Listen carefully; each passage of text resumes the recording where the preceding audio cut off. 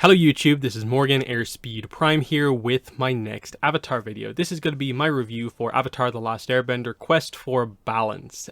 This is of course the newly released Avatar video game, and specifically I am reviewing the Nintendo Switch version. I have no experience with any other version of this game except the Switch version. So a couple of notes here just before I get into the kind of full analysis here. I do want to highlight this developer interview, the only developer interview as far as I'm aware that kind of came out, where at least one of the developers came out in this interview with Polygon and at least said kind of like the intent of the game, that it is aimed at kids. Puzzle solving is the focus over an excessive focus on combat. So it's a small statement, but it just helps to highlight, you know, who the game was aimed at, who it's kind of mostly for, that it is not necessarily aimed at hardcore fans. It is more for kids, and they're kind of emphasizing the idea that one of their scenarios is like playing the two-player aspect of this game with a parent and child type thing, as a way to maybe introduce them to Avatar. That's the kind of intent of this game. You will note also that, of course, this game didn't really receive much marketing. There was basically maybe 2-3 minutes of footage in total prior to the actual release of this game, which I think helps to highlight that, okay, it's kind of hard to set expectations when you've seen so little of the game, but I think from the publisher, developer, and in a way the lack of hype around it, your expectations, in my mind, clearly should have been, I think I know what type of game this is going to be. At least that's where I was with this game, and I think more people need to maybe realize that, because I find it weird in a way that a lot of the immediate reaction to this game, both in terms of when it was announced, but then when people actually saw it properly for the first time, was basically, this looks terrible. Why is this not a full high budget, high ambition, AAA game? Why is Avatar not getting the dream game that I've always wanted?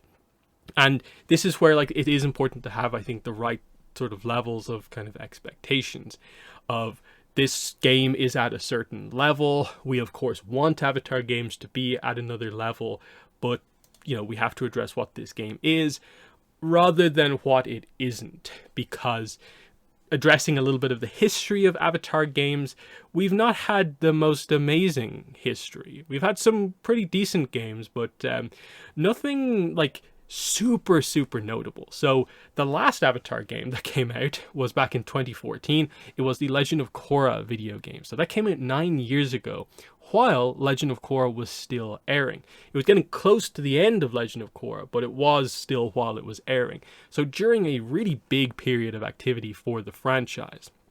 Before that game, we're talking about games that came out during 2005 up to 2008, while Avatar The Last Airbender itself was airing, and we got different games for Book 1, for Book 2, for Book 3. Notably, we never got a game covering Book 1, 2, and 3. So Quest for Balance is actually the first game to properly cover the whole show. So I do think the idea of like expecting this game in the middle of ultimately a gap period for the franchise, expecting this to be this massive high budget game, I don't think was a realistic expectation. I think we can begin to build our expectations for potentially the next time we get an Avatar game, because Avatar Studios and bigger projects for Avatar are coming in the future. The first animated movie, so the first animated content in 11 years when at the time it'll actually come out, that's going to be significant, and the plan is obviously quite broad to do multiple movies, multiple animated series, and more going forward after that. Not to mention, early next year, we do expect the first season of Netflix Avatar, the live action show, to come out. So Avatar will grow in popularity, the hype will grow, and I think at that point, we might see an Avatar video game given the scope, ambition, budget it needs to kind of meet the kind of expectations of the fandom. But right now, in terms of what this game was, I think it is important to kind of just realize what this game is and what it isn't. So that out of the way, I will get into my review score straight away for the game. I do want to quickly cover my kind of review scale so you have a sense for where my score is. So for me, 0, 1, 2, 3 out of 10. These scores are reserved basically for games that are basically non-functional. Huge game-breaking bugs, games that are basically just not fun, difficult to enjoy. Most games that come out, in my mind, should not be getting a 0, 1, 2, or 3. Especially like 0s, 1s, and 2s. I really feel any game that comes out and can be played probably shouldn't get those scores. 3, I think, is theoretically possible for just a game that kind of works, but is just particularly bad. But it should be a rarity. So very few games in my mind should be getting scores that low. Where most games, I suppose, apart from the really high quality ones probably should be, is in the 4 to 7 range. So this is obviously functional games that are on the low end of that thing, in around 4. Just not ambitious. They probably have a decent amount of frustrating, perhaps not game-breaking bugs, but big enough bugs. There's obviously fun to be had in these games, with a game that scores a 7 being a clearly good game. Perhaps a game that has some key flaws that holds it back from greatness, whereas a game that's a 4 is, it's a playable game, but probably a deeply flawed game. You're definitely getting into, like, all of these games should be solid enough in this range. Then you have the 8 to 10 range, which is obviously your very good to excellence, games that all work, very limited bugs, and just are really fun to play. If a game gets an 8 or above, you should be able to confidently pick up that game if you like the look of it, and you should have a good time. So with that in mind, I will give Avatar: The Last Airbender Quest for Balance a 5.5 out of 10. So that comes in basically right in the middle of the kind of middle kind of part of my scale. With the idea being that my general thoughts on the game are that I did have a fun time playing this game. I got a certain amount of enjoyment out of it. There was a bit of a fun factor for me just getting to play a new Avatar video game for the first time in years.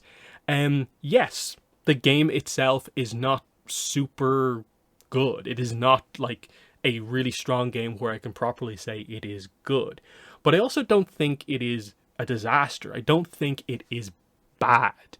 It is just the definition of fine. It's average. It's middle of the road. That is what this game is. It is a functional game of an acceptable level. But the game, I do feel, is a bit let down by just being too small for what it is actually trying to do. It's trying to cover the full story of Avatar: The Last Airbender in only 18 levels. And a couple of cutscenes to fill in the pieces that aren't in those 18 levels. There are elements to this game that did truly interest me, like when the game does really commit to the puzzle style game it's trying to be, but there just wasn't enough of that to really push the game into a truly good category. So the general kind of, I suppose, recommendation for this game would be, if you really want to play an Avatar video game, and are okay with playing a game that is not considered very good or excellent, and you can accept a game that is merely okay, you'll probably have some fun as an Avatar fan just playing through that, if you like Avatar enough. But if you want the game itself to be something standout of note, it's probably not going to do that for you. So that's why, to me, it's just right in the middle on pretty much every regard. So getting into the more detailed analysis here, I'll start with the kind of Avatar aspects of my discussion, and then we'll get it more into the gameplay video game stuff a little bit later. So let's immediately address the story. How does this game adapt the story? Is it good or bad? Given that, like I said earlier, it is the first Avatar video game to have all 3 books in it. So the idea here is that they do most of the obvious major plot beats of the story, but I would say pretty much every character arc within the show is more or less completely ignored. There is no continuity of character arc at all here, because the focus is is basically on so desperately just trying to get the core story across in such a limited amount of gameplay kind of area in terms of how many episodes they cover, that there is just no time to devote to this character's relationship with that character, this character's backstory, or any of that stuff. So much of what happens in this game is just, if you hadn't seen the show, you are left without any context for so many things actually happening. Zuko's arc leaves out so many details because he doesn't get a chance to have his character moments. Because of certain episodes they skip over, Sokka doesn't really have anything almost here. And it's even worse for like the more secondary characters who aren't quite the main cast. So a character like Mei, who is significant and has a big fan following, gets about 4 seconds of screen time in the entire game, and her big, strong, amazing character moment where she does get to be the center of attention, her big moment in the Boiling Rock, is just completely skipped over. And as a huge Avatar fan, I am just baffled by some of that decision making about how they just blatantly leave out so much of this. I have some kind of slides here to sort of highlight the kind of problems in a way with that, about what they do and what they don't cover within this game. So in book 1, you can see here, in terms of actual levels, you get a level for 102, you get a level for the Warriors of Kyoshi. You do cover the kind of mid-season kind of two-parter, Imprisoned and the Spirit World and Avatar Roku. You do get the Blue Spirit, and of course you get the kind of Northern Water Tribe finale. Book 1 is a very scattered experience, even within the show itself. There's a lot of one-off episodes, so it's, I think, very hard to adapt in almost any medium. So if they weren't going to do a level per episode, you understand why they have to make certain cuts. But they just start to go cut crazy at a certain point in this game, where like you'll note that they ignore Jet. He doesn't get gameplay or a cutscene. Jet just isn't in the game. Even his book 2 stuff isn't here. Then there's like huge chunks where like they just skip 14, 15, 16, 17. These characters from these episodes, some of them will appear later on without any context given for where they came from. So there is a reliance that you have actually like seen the show to a certain extent. It's very, very confusing. Book 2 is basically the same. We skip the first episode for some reason. We actually start with Return to Omashu. We skip the swamp. We skip to Blind Bandit. And then you can see stuff like, Zuko alone. Skipped. The library, the desert. Huge important episodes in Book 2 just completely ignored. Serpent's Pass gets ignored. Even the City of Walls and Secrets gets only covered in a cutscene. They do the gameplay for obviously some of the big kind of finale moments, but in a way, the problem that this game has is that, do these finale moments mean as much when you don't have the build-up to it? And I think that's the major problem here, is that Zuko's turn that happens at the end of Book 2, because you don't focus on Zuko enough, because they don't focus on most of his side of the book, it just feels like it just happens out of nowhere in the book adaptation, and that I only understand what's actually happening because I'm super familiar with the content already, because I've seen the show. Going into Book 3 Fire, it gets particularly bad here in the transition between the end of Book 2 and the start of Book 3. We cut effectively from Katara holding the lifeless body of Aang to we're in Fire Fountain City, and Katara and Toph are running their scam thing. It's just before the Combustion Man is introduced, and we have that fight. Aang's involved in it, and it's like, they don't explain how Aang recovered from basically being killed by Azula. All of the entire stuff in the Fire Nation at the start is completely ignored and skipped over, especially hugely notable kind of backstory stuff like the Avatar and the Fire Lord. Don't know why they skipped over it.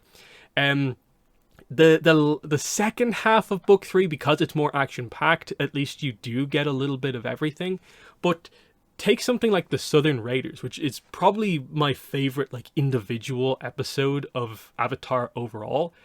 I mentioned there it's covered in a cutscene, but the reason I have the asterisks on this is because they only summarize the very beginning of that episode when Azula arrives on the airship.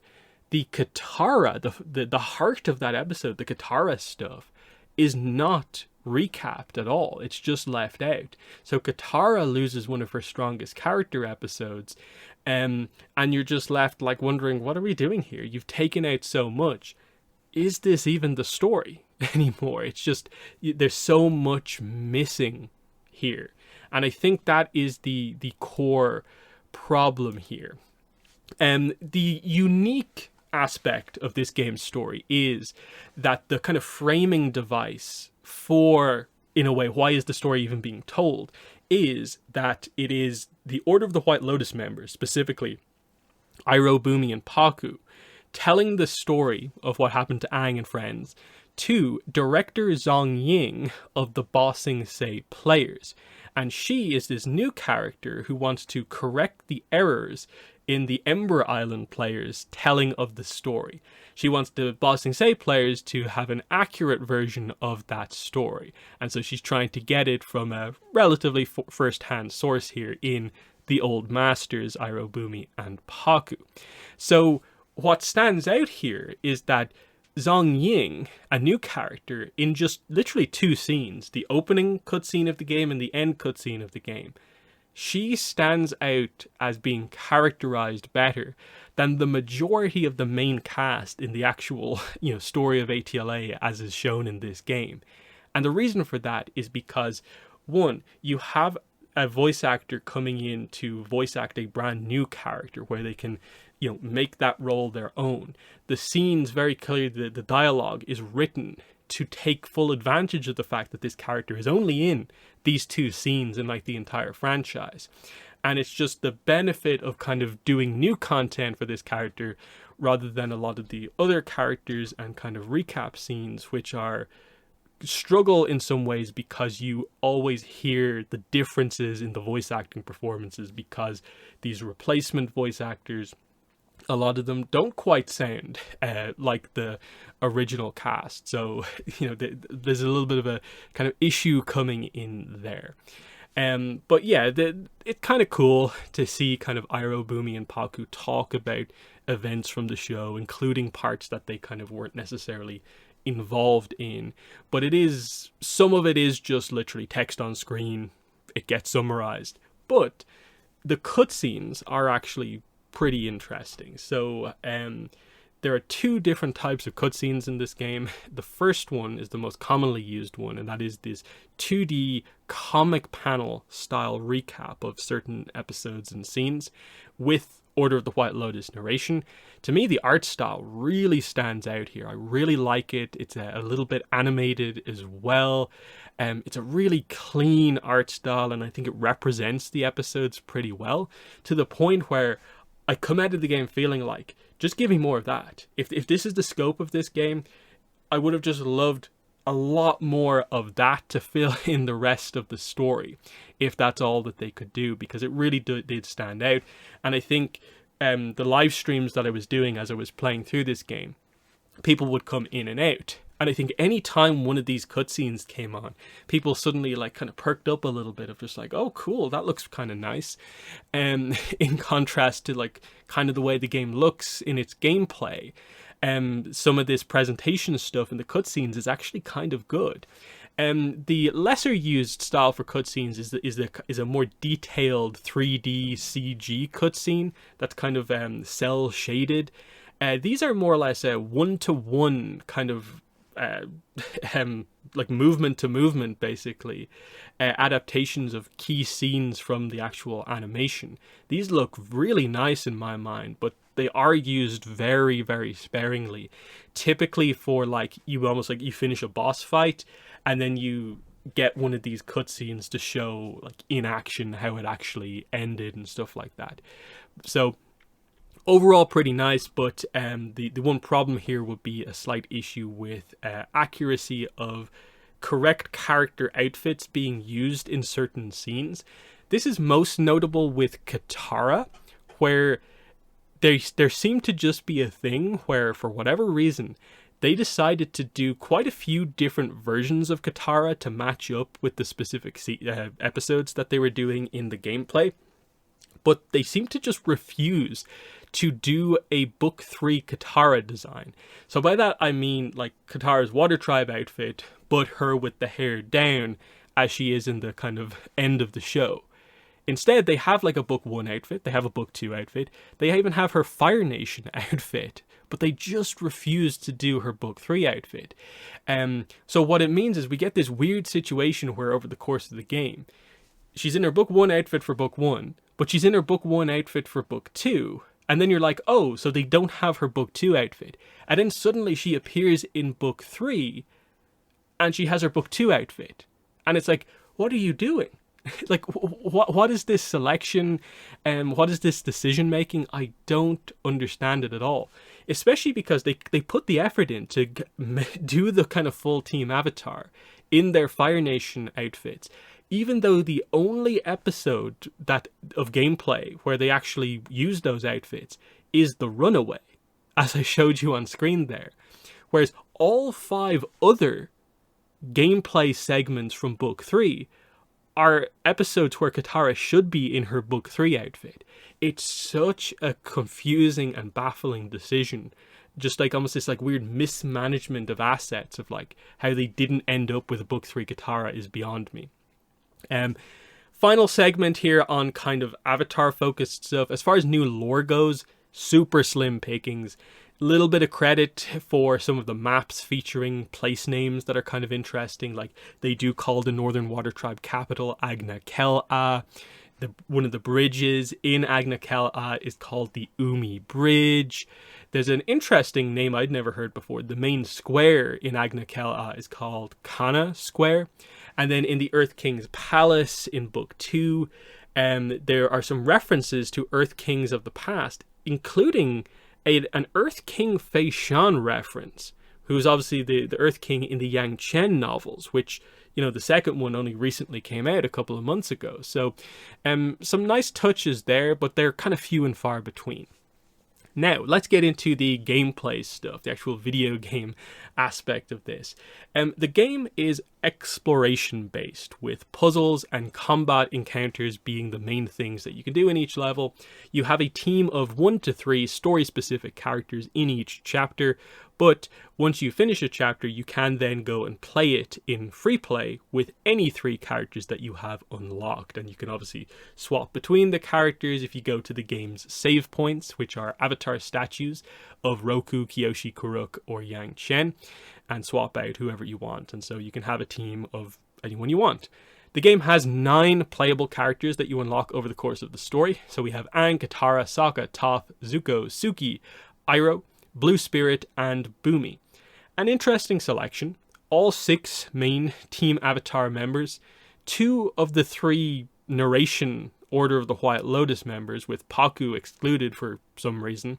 And then the Blue Spirit is a bit of an odd choice. They do cover that episode in gameplay, so you get to play as him there. But it is the only time, really, you get to play as the Blue Spirit outside of some minor scenarios elsewhere in the game. So, you know, you kind of wish like there was a few more characters here. Like it would have been cool, maybe at the end of the game you unlock Azula, Mei, Ty Lee. In that the game is sort of trying to go a little bit for the kind of Lego game style in terms of it being relatively simple, puzzle solving, basic combat. The benefit of a lot of those Lego games is that they have like every character, and I mean like every character in whatever franchise they are. Whereas Avatar only having 9 of its standout cast kind of really stands out as like there's the scope of the game in one go. The levels themselves depict key locations from that specific part of the story. So for the Warriors of Kyoshi, of course, you get Kyoshi Island. You have Fire Fountain City in the Runaway chapter. You get to see Agna Kel-A as a level in Siege of the North. Some chapters do have 2 or 3 separate areas if the episode does kind of swap locations. So like in the Lake Laogai gameplay segment, you do get to go around Ba Sing Se, at the start, and then at the end of the level, you're actually in the Dai Li underground base underneath Lake Laogai. Some areas are fairly small and are kind of just there for the really obvious big moments, while other locations that are actually towns or cities, you do actually have a decent amount of space to run around in and explore, and there are NPCs, quests to do where you run all around the town, and some of them kind of come across quite well, like Agna Kel'a and Kyoshi Island in particular kind of feel like, that there's a nice kind of sense of the actual location going on there. Most of the areas from like a plot progression point of view work in a very similar way. You're immediately directed to a main NPC who will tell you to clear out some enemies, collect some items, do a specific puzzle to advance the plot, do them in some combination a couple of times, and eventually you get to a boss encounter, which is where you will end the chapter. There is an animal race minigame, which is mostly how they kind of travel between areas if they need to show that. So you have one of them where you're flying on Appa, one of them is you're riding an ostrich horse, one of them is penguin sledding, stuff like that. It's a pretty basic game. I think everyone knows this type of game. You automatically go forward.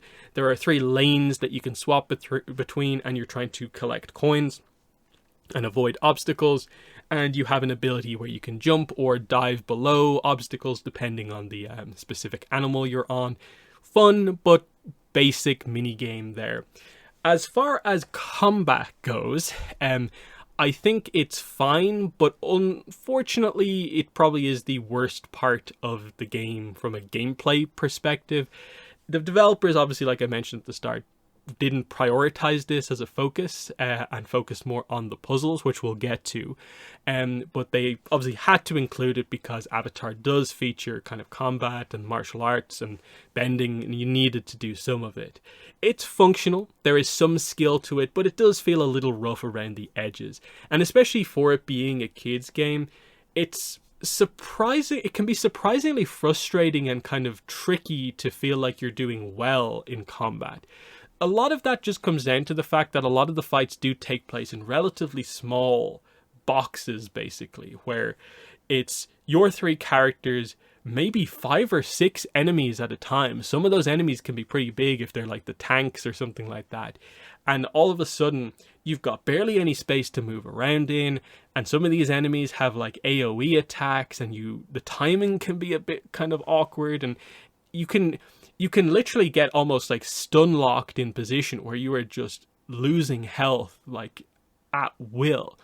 And the game, I feel, is almost only completable because when you're not controlling your other 2 characters, they don't take damage. And I feel like if those characters were taking damage under control of the AI, I feel some of these combat scenarios would be very difficult to actually get through.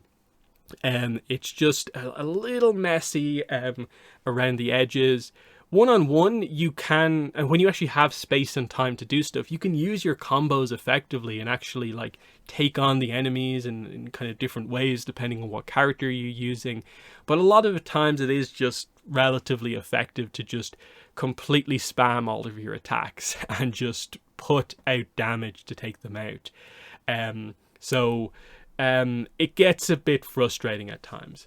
When there were segments of the game that was just combat section, another combat section, another combat section, those were definitely the most boring parts of the game to me, especially if I had to use a character that I maybe hadn't like leveled up, unlocked the skill tree enough for it, and I wasn't doing a lot of damage. Some of those fights felt like they took a very long time, and at times it did feel like these are fill-in pieces of content in the place of what I would have preferred, more puzzles.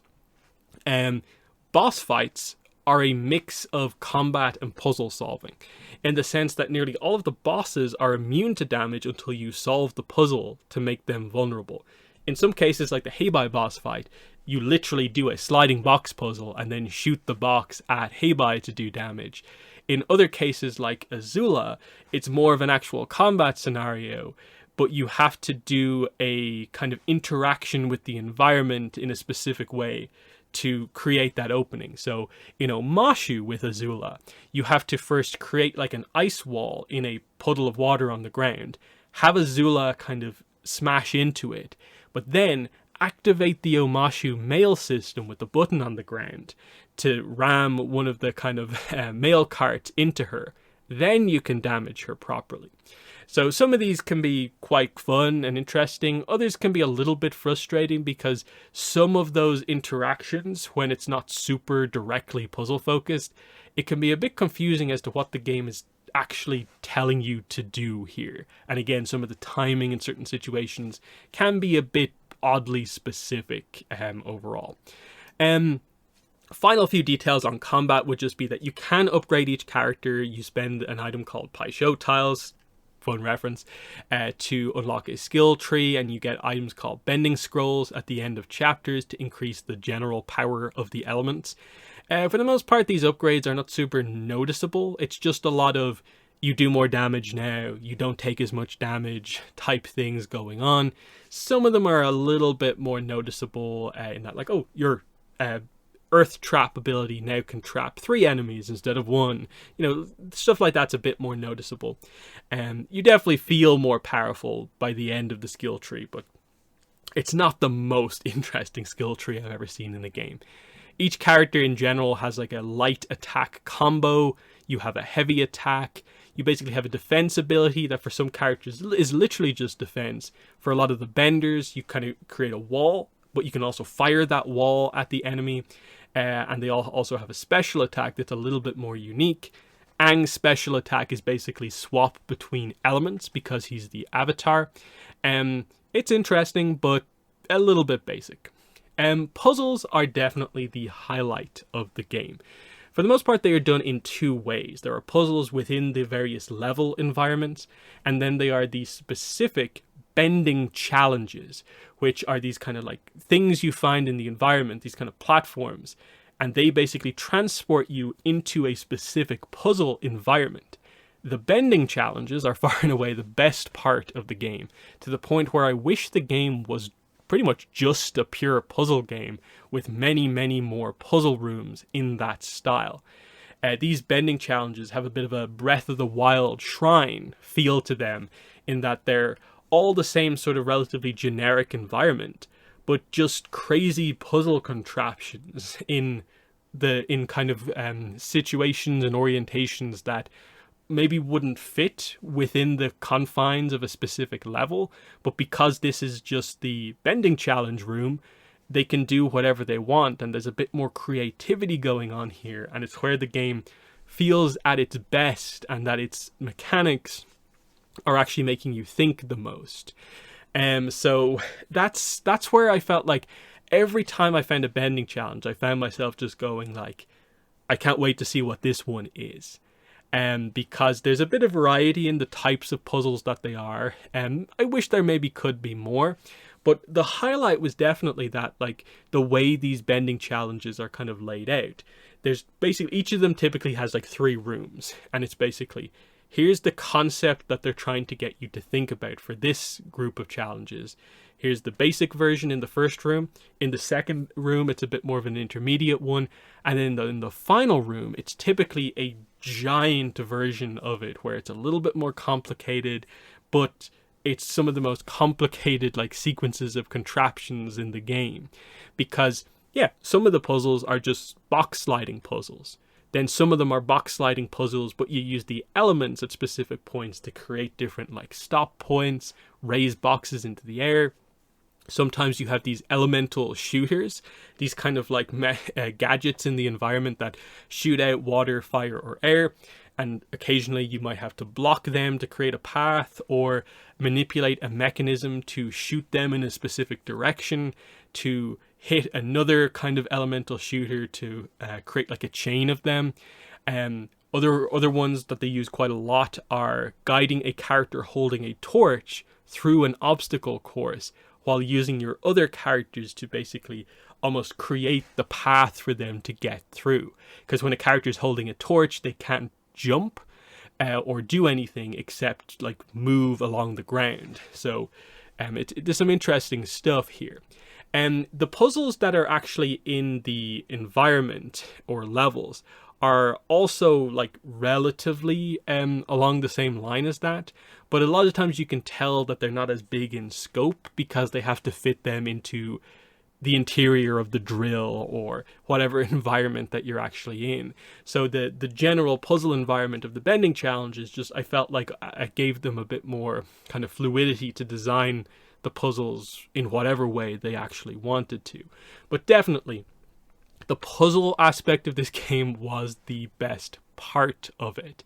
And I can really see the whole idea of what the developer said in the interview, that like a kid playing with their parent in the 2-player mode could be really, really interesting, or even just a parent like assisting, talking through the solution with their child playing the 1-player mode. You could see these kind of scenarios actually playing out. There's some, again, roughness around the edges of some of this stuff. Some of the puzzles require, again, oddly specific timing. The characters need to be placed in very specific positions, and then you have to swap between them very quickly as these mechanisms like quickly activate. But there were only, I would say, maybe 2 or 3 puzzles in the whole game that really felt like I have a tiny timing window on this. Everything else was relatively kind of to the point. But definitely puzzles are where I got the most enjoyment out of this game. Where I felt the game could have been better is that by leaning more into the puzzles. I really honestly feel that the game would be better if it just ignored trying to tell the story of Avatar: The Last Airbender at all, and just accepted that it's basically just this interesting, weird puzzle game using Avatar characters and a kind of Avatar setting. My most anticipated moments, like I said earlier on, were walking into those final rooms of those bending challenges, because I knew I'd have to like walk around the room a little bit just to take in like basically what am I dealing with here.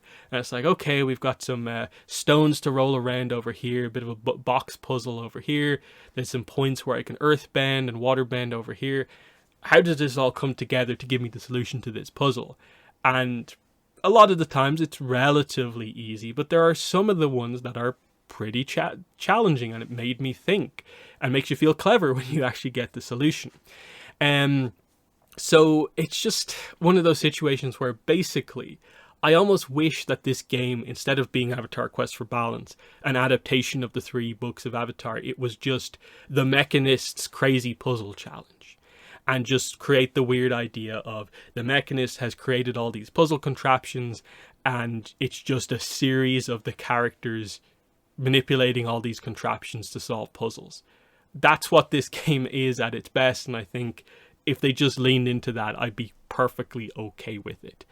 In terms of a more technical analysis of the game, I don't really know a lot of the specifics about this style of things, so I'll do my best to give my thoughts on it here. I obviously played the Switch version, don't know anything about the other versions.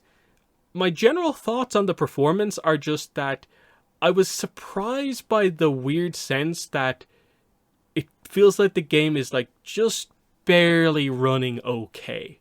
It's always just a little step away from a frame rate slowdown.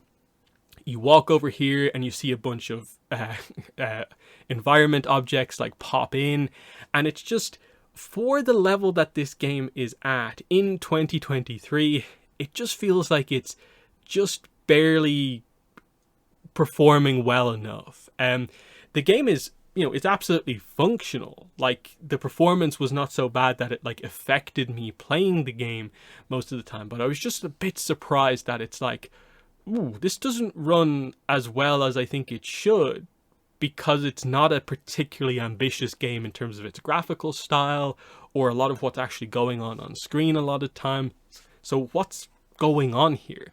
In terms of frame rate, it's meant to be 30, and there are points, I think, at which it is 30, but I think most of it is kind of mid-20s, and there's a bit of fluctuation. There are specific things, like I noticed certain times where I would use a specific character's attack on a destructible object in the environment, and it would slow the game down. Like, I think it was Toph destroying crates underground in Lake Laogai just made the game slow down for some reason. And it was it didn't work with other characters. Like Aang destroying those same crates in the same area didn't do it, but Toph's attack did for whatever reason. Visually, I think the game is relatively average in gameplay. Like I said earlier, the 3D cutscenes and the cel-shaded style for those cutscenes are quite good. As well as the the 2D comic style were also very nice with those animation flourishes. But visually it's just like, yeah, most of the time it's just fine, but nothing groundbreaking in 2023. So, final thoughts. Overall, like I said at the start, the game to me is a 5.5 out of 10. There are things I do enjoy here, mainly the puzzles, but there is not enough focus on them, and that is kind of the way I feel about a lot of this game. Not enough. Not enough episodes covered, not enough levels, not enough puzzles, not enough variety. This is not the really good Avatar game everyone has wanted for years. The Legend of Korra game, for me, remains the best Avatar game we have seen, with the Nintendo DS version of Into the Inferno also being an Avatar game I remember fondly from the past. I don't think this game is a disgrace to the Avatar franchise or anything as extreme as that. I think the developers on this game did as much as they could with the scope and budget that they had. This game has very clearly not been pushed at all as being a notable game in any way. My one worry is just that this game will be so poorly received that will make any high-ups who could make the decisions to make a big Avatar video game, that this game performs so poorly that they will make the decision to not put any confidence in future Avatar video games. But the opposite side of things is that because the franchise is going to grow in the coming years with Avatar Studios and the animated projects and Netflix show, that once that gets going and the excitement grows, the hype grows, the popularity grows, they will have to realize that, yeah, we need a video game to take advantage of this popularity. And hopefully then we do finally get the Avatar game that we have always wanted. So, yeah, 5.5, the game is fine. If you really want an Avatar game and can accept something that is not quite on the typical standard of a game you'd typically play, you will get some enjoyment out of this, but it is not the notable Avatar game at all. That's my thoughts on the game. So, wrapping it up there, let me know in the comments what your thoughts on this game are. What do you think about what I had to say about it? What are your own thoughts on the game? But that has been it. Thanks for watching, and bye.